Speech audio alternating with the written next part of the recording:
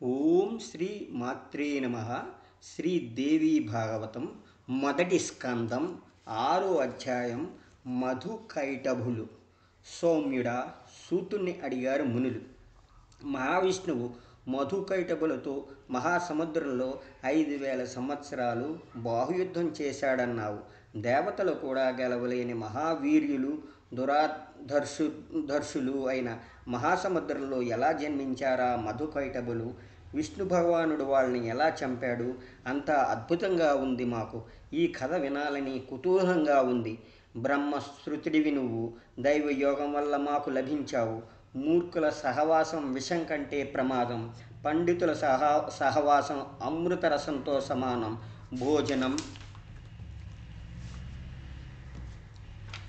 మలమూత్ర విసర్జనం, కామసౌఖ్యం పశువులు కూడా అనుభవిస్తాయి. అయితే మంచి చెడ్డ ఎరుగవవి.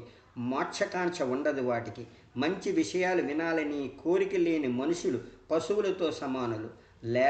లేళ్ళు మొదలైన జంతువులు శ్రవణ సుఖానుభవిస్తాయి. మంచి ధ్వని వింటే సంతోషిస్తాయి. చెవులు లేని పాము వంటిది సంగీతం విని తన్మయత్వం పొందుతుంది. ఇంద్రియాలు 5లోనూ శ్రవణ దర్శనాలు. కళ్ళు చెవులు రెండూ శుభప్రదమైనవి. శ్రవణం వినడం వల్ల వస్తుజ్ఞానం కలుగుతుంది. దర్శనం చూడడం వల్ల మనోరంజనం కలుగుతుంది. సాత్వికం, రాజసం, తామసం అని శ్రవణం 3 విధానాలుగా నిర్ణయించారు పండితులు. వేదశాస్త్రాదులు వినడం సాత్వికం, సాహిత్యం వినడం రాజసం, యుద్ధావార్తలు ఇతర దోషాలు వినడం తామసం. సాత్విక శ్రవణం తిరిగి ఉత్తమం, మధ్యమం, అధమం అని 3 విధాలు. మోక్షదాయకమైన సాత్విక శ్రవణం ఉత్తమం. స్వర్గం ప్రసాదించే సాత్విక శ్రవణం మధ్యమం. భోగదాయకమైన సాత్విక శ్రవణం అధమం. ప్రాజ్ఞులు పరిశీలించి తేల్చిన సారాంశమిది. సాహిత్యం కూడా ఉత్తమం, మధ్యమం, అధమం అని 3 విధాలు. స్వకీయ నాయిక వర్ణన కల సాహిత్యం ఉత్తమ సాహిత్యం. వేశ్యావర్ణన కలది మధ్యమ సాహిత్యం. పరస్త్రీ వర్ణన కలది అధమ సాహిత్యం. ఇలాగే తామస సాహిత్యం కూడా ఉత్తమం, మధ్యమం, అధమం అని 3 విధాలు. అతతాయి అంటే కొంపలు కూల్చేవాడు, విషం పెట్టేవాడు, పీకలు కోసేవాడు, దారి దోపుడు కూడా భూమి చంపాయించేవాడు, పరస్త్రీని చెరబెట్టేవాడు ఆతతాయి. అటువంటి వానితో యుద్ధం చేసినట్లు వర్ణించిన సాహిత్యం ఉత్తమ తామస సాహిత్యం. కౌరవ పాండవ యుద్ధం వంటి యుద్ధవర్ణన మధ్యమ తామస సాహిత్యం. అకారణంగా జరిగిన యుద్ధవర్ణన అధమ తామస సాహిత్యం. వినదగిన సాహిత్యంలో పురాణ సాహిత్యం ముఖ్యమైనది. పురాణాలు వినడం వల్ల బుద్ధి అధికమవుతుంది, పుణ్యం లభిస్తుంది, పాపం పటాపంచలమవుతుంది. అంచేత సూత, స్వర్ణార్థాలు ప్రసాదించే పురాణ కథ వ్యాసుడి దగ్గర నువ్వు విన్నది వినిపించు. సూతుడు అందుకున్నాడు. మంచిది, పురాణం వినాలని కోరుకున్నారు మీరు. పురాణం చెప్పడానికి పూనుకున్నాను నేను. మీతో నేను ధన్యను. మధుకైటభుల కథ చెబుతాను వినండి. పూర్వం ప్రళయ సముద్రంలో ముల్లోకాలు మునిగిపోయాయి. విష్ణు భగవానుడు శేషశయ్య మీద శయనించాడు. అతడి చెవి గులిమిలో 2 రాక్షసులు పుట్టారు. మహాకాయులు వాళ్ళు, మహాబలవంతులు. ప్రళయ సముద్రం నీళ్లలో పెరిగారు వాళ్ళు. వాళ్ళలో పెద్దవాడు మధుడు, చిన్నవాడు కైటభుడు. నీళ్లలోనే రకరకాల బాల్య క్రీడలు సాగించారు మధుకైటభులు. ఒకనాడు అన్నదమ్ములిద్దరూ తమలో తాము తర్కించుకున్నారు. కారణం లేని కార్యముండదు. సర్వత్రా సాగుతున్న సత్యమిది. ఆధారం లేని ఆధేయముండదు. పాత్ర ఆధారం, నీరు ఆధేయం. అందుకనే మన మనస్సులో ఆధేయ భావం తడుతూ ఉంటుంది. మనకి సుఖంగా ఉన్న ఈ మహాసముద్రం నీటికి ఏమి ఆధారం? దీనిని ఎవరు నిర్మించారు? ఎలా తయారైంది? మనం ఇద్దరం ఈ నీళ్లలో ఎందుకున్నాము? అసలు మనం ఇద్దరం ఎలా పుట్టాము? ఎవరు మనల్ని పుట్టించారు? మన అమ్మ ఎవరు? అయ్య ఎవరు? ఏమీ తెలియదామే కదా మనకి. ఇలా ఎంత ఆలోచించినా ఏమీ పాలుపోలేదు వాళ్ళకి. నీళ్లలో కూర్చుని పదే పదే భావించారు వాళ్ళు. కైటభుడు మధుడితో ఇలా అన్నాడు. అన్నా మధు, మనం నీళ్లలో ఉన్నామంటే దీనికి వెనుక బలమైన ఏదో మహాశక్తి ఉండి తీరాలి. అవును, మన ఉనికికి అచలమైన ఆ మహాశక్తి కారణం. ఆ శక్తి వల్లే ఈ మహాసముద్రం ఇంత వ్యాప్తంగా ఉంది. ఈ జలరాశికి ఆ మహాశక్తి ఆధారం, మన ఇద్దరికి ఉనికికి ఆ పరమశక్తి కారణం. తమ్ముడి మాట అన్నకు నచ్చింది. ఇద్దరు కూడబడుక్కున్నారు. ఒక నిశ్చయానికి వచ్చారు. అన్నిటికీ ఆదిశక్తే కారణమన్న జ్ఞానం వారికి కలిగింది. దాంతో వాగ్భజ స్వరూపమైన శబ్దం ఆకాశం మించి వారికి వినిపించింది. ఎంతో మనోహరంగా ఉందది. అన్నదమ్ములిద్దరూ ఆ శబ్దం విన్నారు. ఇద్దరూ మనస్సుకి పట్టించుకున్నారు. ఇంతలో ఆకాశం మీద ఒక మెరుపు మెరిసింది. దేవి చిత్రరూపం వారి కళ్ళ ముందు తళుక్కుమంది. మనం మనస్సుకి పట్టించుకున్న శబ్దం మంత్రం. అవును, సందేహం లేదు. మనం మననం చెయ్యడం వల్లే శక్తి సగుణ స్వరూపం మెరిసింది అని స్థిరపరుచుకున్నారు మధుకైటబులు. వాగ్బీజ స్వరూపమైన ఆ శబ్దం జపిస్తూ తపస్సు ప్రారంభించారు. తిండి తిప్పలు మానేశారు. ఇంద్రియాలు నిగ్రహించారు. ఆకాశం మీద మెరిసిన మెరుపుల మీద మనస్సు లగ్నం చేశారు. సమాధిలో నిమగ్నులయ్యారు. అలా 1000 సంవత్సరాలు ఘోరంగా తపస్సు చేశారు. వాళ్ళ పరమశక్తికి ప్రసన్నురాలయ్యింది. తపస్సుతో కృషించిన వారిని చూసి అనుగ్రహించింది. ఆకాశవాణి ఇలా వినిపించింది. ఓహో మధుకైటబులారా, మీ తపస్సుకి మెచ్చాను. వరమిస్తాను. ఏం కావాలో కోరుకోండి. దేవి ఆకాశవాణి విని అన్నారు మధుకైటబులు. మేం కోరినప్పుడు కానీ మాకు చావు లేకుండా వరమిచ్చు అనుగ్రహించాను అంది పరాశక్తి. మీరు కోరినప్పుడే మీకు చావు వస్తుంది. దేవతలు రాక్షసులు ఎవరూ మీ అన్నదమ్ములిద్దరినీ గెలవలేరు. మహాశక్తి వరం పొందారు మధుకైటబులు. మహా ఉద్ధతులైన విరగబడ్డారు. సముద్రంలో నీటి జంతువులతో స్వేచ్ఛగా విహరించారు. కొంతకాలం గడిచింది. ఓనాడు పద్మం మీద కూర్చున్న బ్రహ్మదేవుడిని చూశారు వాళ్ళు. చూడడమే తడువు అతడితో పోట్లాడాలని బుద్ధి పుట్టింది వాళ్ళకి. ఉత్తర క్షణంలో అతడి ఎదుటికి ఉరికారు. మాతో యుద్ధానికి రా అంటూ ఉరిమారు. యుద్ధానికి రావా? అయితే ఆ పద్మం మీద మఠం వేయడం ఎందుకు? శుభమైన ఆసనం తగదు నీకు. వీరులకు మాత్రమే తగిన ఆసనం పద్మాసనం. వీరుడైతే యుద్ధం చెయ్యి, పిరికివాడవైతే కిందకి దిగు అన్నాడు. మధుకైటబుల మాటలు విన్నాడు బ్రహ్మదేవుడు. బలవంతులు వీళ్ళు, వీరికి అధిపతులు. తాపస్సుని నేను ఏం చెయ్యగలను అంటూ ఆలోచనలో పడ్డాడు. శ్రీదేవి భాగవతం మొదటి స్కందంలో ఇది 6వ అధ్యాయం. 7వ అధ్యాయం మధుకైటబులు. అన్ని తంత్రాలు ఎరిగినవాడు బ్రహ్మదేవుడు. సామ దాన భేద దండోపాయాలు విచారించాడు. వీళ్ళు బలాలు నాకు తెలియవు. తెలియందే యుద్ధానికి దిగడం తగదు. సామవేదం అవలంబించి వీళ్ళని దువ్వితే ఆ శక్తి తెలుపుకోవడమే అవుతుంది. వీళ్ళని దువ్వితే నా ఆసక్తి తెలుపుకోవడమే అవుతుంది. అప్పుడు ఈ ఇద్దరిలోనూ ఏ ఒక్కడైనా నన్ను హరి అనిపించేస్తాడు. దానోపాయం వీళ్ళ దగ్గర పని చెయ్యదు. భేదోపాయం మరీ లాభం లేదు.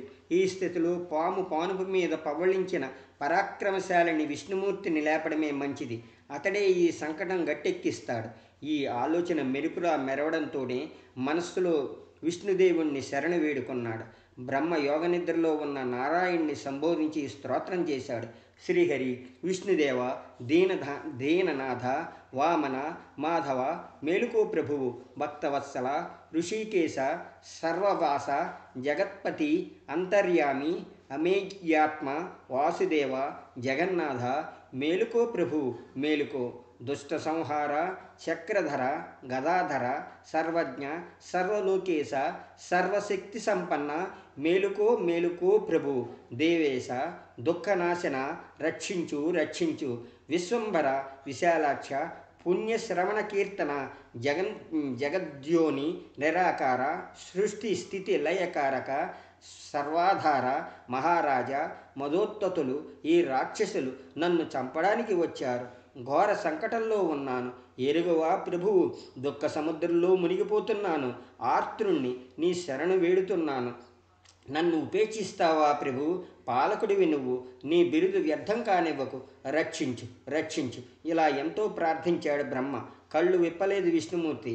ఆలోచించాడు బ్రహ్మ. పరాశక్తికి లోగబడి నిద్రపోతున్నాడు విష్ణుమూర్తి. ఆ శక్తి ప్రభావం వల్లే తెలుపుకోకుండా ఉన్నాడు. ఏం దారి? మద గర్వితులు ఈ మధుకైటబులు నన్ను చంపడానికి పురుగొల్పుతున్నారు. ఏం చెయ్యను? ఎటుపోను? ఏది దిక్కు నాకు? ఈ ఆలోచనతో ఒక ఊహ మెరుపులా తట్టింది అతనికి. మహామాయ, మహాశక్తి ఒక్కతే నాకు దిక్కు. ఆమె ఇప్పుడు నన్ను రక్షించాలి. అవును, ఆమె విష్ణుదేవుణ్ణి నిద్రలో ముంచింది. మరణించిన మనిషికి శబ్దజ్ఞానం ఉండదు, సర్ స్పర్శ జ్ఞానం ఉండదు. అదుగు అలాగే గాఢ నిద్రలో ఉండి ఏమో తెలియకుండా ఉన్నాడు విష్ణుమూర్తి. ఇంత స్తోత్రం చేశాను, అయినా తెలుపుకోలేదు. నిద్ర ఈయన వశంలో లేదు. ఇది రూఢీ పడుతూనే ఉంది. దీనివల్ల నిద్ర చేతి కీలుబొమ్మ అయిపోయాడితను. ఒకరికి లొంగిపోయిన వాడు వారికి దాసుడైపోతాడు. ఇప్పుడు యోగ నిద్రే విష్ణుదేవుని యజమానురాలు. లక్ష్మీ వశంలో ఉండే స్వామిని తన వశం చేసుకుంది యోగమాయ. జగత్తంతా ఆ పరాశక్తి వశంలోనే ఉందన్నమాట. నేను ఈ విష్ణువు, శివుడు, సావిత్రి, లక్ష్మి, పార్వతి అంతా ఆమె చేతిలోని వాళ్ళమే, సందేహం లేదు. స్వయంగా విష్ణు భగవానుడే ఆమె ఆధీనంలో ఉన్నాడు. ఒక సామాన్యుడిలాగా ఒళ్ళు మరచి నిద్రపోతున్నాడు. ఇక తక్కిన మహనీయుల సంగతి చెప్పేమేముంది? ఆ యోగ నిద్రనే స్తోత్రం చేస్తా. ఇప్పుడు ఆమె అనుగ్రహిస్తేనే ఈ విష్ణుమూర్తి మేలుకుంటాడు, ఈ దుష్ట రాక్షసులతో యుద్ధం చేస్తాడు. ఇలా ఆలోచించి విష్ణుదేవుడితో ఉన్న యోగ నిద్రని స్తోత్రం చేశాడు బ్రహ్మదేవుని. దేవి, ఈ జగత్తు పుట్టడానికి నువ్వే మూల కారణం. వేదాలు చాటుతున్న విషయం ఇది. పురుషోత్తముడు విష్ణుమూర్తి నీ వల్ల నిద్రలో పరవశుడు అయ్యాడంటే ఇక నీ ప్రభుత్వం ఎవరు సంశయిస్తాడు? తల్లి, నీ మోహ విలాస లీల ఎవరు తీసుకోగలడు? నీ లీల నన్ను మూఢుణ్ణి చేసింది. ఇదిగో నా కళ్ళ ముందు మహావిష్ణువు ఒళ్ళు మరిచి పడుకున్నాడు. సకల భూత మనోనివాసిని దేవతల్లో కూడా నీ రహస్యం తెలియగల విద్వాంసులు లేరు. ప్రకృతి, పురుషుడు ఈ ఉభయల మూలంగా ఈ జగత్తు పుట్టిందంటారు సౌంఖ్య శాస్త్ర పండితులు. చైతన్యం లేని ఈ జగత్తుకి ప్రకృతే కారణమంటారు.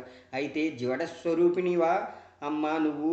అదే నిజమైతే జగన్నివాసుడైన ఆ విష్ణుదేవుణ్ణి తెలివి లేకుండా ఎలా చేయగలిగావు? అమ్మా మహామాయ, సగుణ రూపం ధరిస్తావు నువ్వు, రకరకాల లీలలు చేస్తావు. నీ కృత్యం పరమ రహస్యం, ఎవ్వరూ తెలుసుకోలేరు. మునులు నిన్ను సంధ్య అన్నారు. ఉదయం, మధ్యాహ్నం, సాయంకాలం నిన్ను ధ్యానిస్తున్నారు. బుద్ధి రూపంలో జ్ఞానం ప్రసాదిస్తావు నువ్వు. లక్ష్మీ రూపంతో దేవతల సుఖం అనుగ్రహిస్తావు. కీర్తి, మతి, ధృతి, కాంతి, శ్రద్ధ, రతి రూపాలతో జనులందరిలోనూ విహరిస్తావు. జగజ్జనని, దారుణమైన ఆపదలో ఉన్నానమ్మా నేను. విష్ణు భగవానుడు నీ ప్రభావం వల్ల నిద్రపోతున్నాడు. కళ్ళారా నీ మహిమ చూస్తున్నాను. వేదాలు తెలిసిన పండితులే కాదు, వేదాలు కూడా పూర్తిగా తెలుసుకోలేవు నిన్ను. వేదాలు నీ నుంచే పుట్టాయి. నీ లీలలన్నీ ప్రత్యక్షంగా ఔపిస్తూనే ఉన్నాయి నాకు. అయితే నీ చరిత్రలన్నీ పూర్తిగా ఏ ధీమంతుడు తెలుసుకోలేడు. నేను, ఈ విష్ణువు, శివుడు, దేవతలు, మునులు, నా మానసపుత్రులు ఎవ్వరూ నిన్ను తెలుసుకోలేరు. నీ మహిమ ఇలాంటిదని చెప్పతరం కాదు. వేద పండితుల యజ్ఞాల్లో నీ పేరు స్వాహ అని పలకపోతే దేవతలు తమ యజ్ఞభాగం పొందలేరు. దేవతల వృత్తి నువ్వే కల్పిస్తున్నావు. ఇలాగ పూర్వం రాక్షసుల ఆపద తెచ్చి పెట్టినప్పుడు మమ్మల్ని నువ్వే రక్షించావు. అప్పట్లాగే ఇప్పుడు భయపడుతున్నాను, నీ శరణు వేడుతున్నాను. ఈ మధుకైటభుల్ని చూసి గడగడలాడుతున్నాను. నా ఆపద విష్ణుదేవుడికి తెలియదు. నువ్వే అతన్ని తెలివి లేకుండా చేశావు. ఈ స్థితిలో నువ్వే ఈ రాక్షసులను సంహరించు. లేదంటే విష్ణుదేవుడు మేలుకున్నట్లు చెయ్యి. అతడు వీళ్ళని హతమారుస్తాడు. జగదాంబ, ఈ రెండిట్లో నీకు ఏది ఇష్టమో అది చెయ్యి. మహానుభావురాలివి నువ్వు. నీ మహిమ తెలియని మందబుద్ధి మాత్రం విష్ణువిని, శివుణ్ణి ధ్యానిస్తాడు. జగత్తుని ఇవాళ కళ్ళారా నీ ప్రభావం చూశాను. విష్ణువంతటి వాడు నీ ప్రభావానికి వశుడైపోయాడు. ఒళ్ళు మరిచి పడుకున్నాడు. ఆదిశక్తివి నువ్వు. నువ్వే అతన్ని నిద్రలో పడేశావు. లక్ష్మి కూడా అతన్ని లేపలేకుండా ఉంది. లక్ష్మిని కూడా నిద్రలో ముంచావు నువ్వు. అవును, ఆమె కూడా తెలివి లేకుండా పడుకుంది. ఓ పరాశక్తి, ఇతర దేవతల్ని మాని నీ పాదపద్మాలు ధ్యానించేవారు ధన్యులు. అన్ని కోరికలు తీర్చే కామధేనువు నువ్వు. ముల్లోకాల తల్లివి. ధీకాంతి, కీర్తి, శుభవృతి మొదలైన గుణాలు విష్ణుమూర్తిని వదిలి ఎటుమాయమైపోయాయి ఇప్పుడు. ఇదంతా నీ మాయ. నీ శక్తి వల్లే ఈయన తెలివి తప్పి పడున్నాడని సనాతన దేవుడు నటుడు తన నాటకంలో తానే అభినయిస్తాడు. అదిగో అలాగే నీ మోహజాలంలో నువ్వే లీలలు ప్రదర్శిస్తున్నావు. సర్వశక్తిశాలివి నువ్వు. సర్వము నువ్వే సృష్టిస్తున్నావు. యుగారంభంలో విష్ణుమూర్తిని నువ్వే పుట్టించావు. పాలించే శక్తి అతడికి నువ్వే ప్రసాదించావు. పని పూర్తయ్యాక నువ్వే అతన్ని నిద్రలో ముంచావు. నీకు ఏది మంచిదని తోస్తే అది చేస్తావు. జగదాంబ, నన్ను నువ్వే పుట్టించావు. నీ బిడ్డని నువ్వే నాశనం చేస్తావా తల్లి? చెయ్యవు కనుక ఈ మౌనం విడిచిపెట్టు, అనుగ్రహించి. ఈ కాలరూపులైన రాక్షసుల్ని ఎందుకు పుట్టించావు? నన్ను నవ్వుల పాలు చెయ్యాలని నీ సంకల్పమా అమ్మ? నీ విచిత్ర లీల అవగతమైంది నాకు. ఈ విశ్వమంతా నువ్వే సృష్టిస్తున్నావు. నీ సృష్టిలో నువ్వే విహరిస్తున్నావు స్వేచ్ఛగా. ఎప్పుడు కావాలంటే అప్పుడే దీన్ని లీనం చేసుకుంటున్నావు నీలో. అలాగే నువ్వు సృష్టించిన నన్ను నీలో లీనం చేసుకోవాలని నువ్వు అనుకుంటే విచిత్రమేమీ లేదు. అమ్మా, ఇదే నీ సంకల్పమా? అయితే ఆలస్యం ఎందుకు? హతమార్చు. చావు కోసం విచారించను, కానీ నీ తొలి సృష్టిని నేనే. నన్న రాక్షసుడు సంహరించడము అన్నది నా విచారం. ఇది నీకు అపకీర్తి కాదా అనే నా దుఃఖం. ఓ మహామాయ, లే అమ్మా, లే. నీ విచిత్ర రూపం ధరించు. కావాలంటే నన్ను సంహరించు, లేదా ఈ రాక్షసులను తుదముట్టించు. కాదంటే విష్ణు భగవాన్ని మేల్కొలుపు. అతడి చేత ఈ రాక్షసులను హతమార్చు. ఏం చెయ్యాలన్నా నువ్వే చెయ్యగలవు. బ్రహ్మదేవుడి స్తోత్రం వింది దేవి తామసీమూర్తి. ఆ యోగ నిద్ర విష్ణుమూర్తి శరీరం నుంచి బయటికి వచ్చింది. అతడి పక్కన నుంచింది. దివ్య తేజస్సుతో ప్రకాశించింది. మధుకైటపుల సంహారం కోసం ముందుకు ఉరికింది. విష్ణుమూర్తి తెలుసుకున్నాడు. బ్రహ్మదేవుడికి బ్రహ్మానందం కలిగింది. శ్రీ దేవీ భాగవతం మొదటి స్కందంలో ఇది 7వ అధ్యాయం.